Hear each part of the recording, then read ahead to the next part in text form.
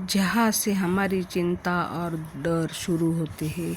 अक्सर हम इसीलिए दुखी होते हैं कि जब हम किसी परिणाम से बहुत ज़्यादा जुड़ जाते हैं तो असफलता का डर हमें घेर लेता है। फल की इच्छा का त्याग करने का मतलब ये नहीं है कि हम लक्ष्य को ध्यान न रखें, बल्कि इसका मतलब है कि हम उस लक्ष्य के नतीजे के गुलाम न बने। एक छात्र या कामकाजी व्यक्ति के लिए फल की चिंता न करना असल में कैसा दिखता है। जब हम केवल फल के लिए काम करते हैं तो डर हमें कमज़ोर कर देता है, लेकिन जब हम काम को ही अपना पुरस्कार मान लेते हैं तो प्रेरणा भीतर से आती है। हमारा अधिकार केवल कर्म पर है, फल पर नहीं। जब हम परिणाम की चिंता छोड़कर अपने काम पर ध्यान देते हैं तो तनाव अपने आप कम हो जाता है। मनुष्य का मन ही उसका सबसे बड़ा शत्रु है। मन को वश में करने के लिए अभ्यास और ध्यान की आवश्यकता होती है। सुख दुख लाभ हानि में एक जैसा स्थिर रहना ही जीवन जीने की असली कला है। कि जब मन बहुत ही दुखी, क्रोधित या डरा हुआ होता है तो वो सही निर्णय नहीं ले पाता। सबसे पहले खुद को वो स्थिति से थोड़ा अलग करके देखना चाहिए।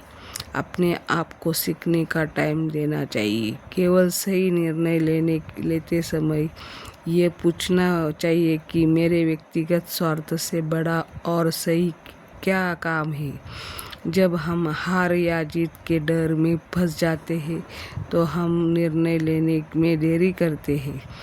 आप केवल अपनी पूरी शक्ति से सही चुनाव करें। परिणाम ईश्वर या समय पर छोड़ दो।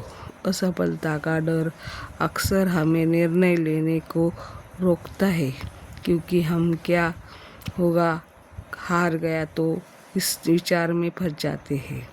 इस डर को दूर करने के लिए बहुत व्यावहारिक समाधान दिए गए हैं। आइए हम साथ मिलकर ये समझते कि कोशिश करते रहना हम इस डर को अपनी शक्ति बना सकते हैं।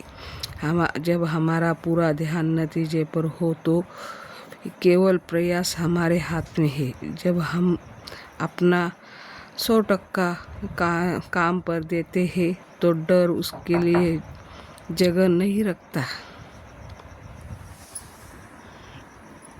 यही कहने का मतलब है कि हम खुश रहें और खुश रहकर काम करें। हम नतीजे पे ध्यान न दें, अपना यही काम करते रहना ही ईश्वर शक्ति है।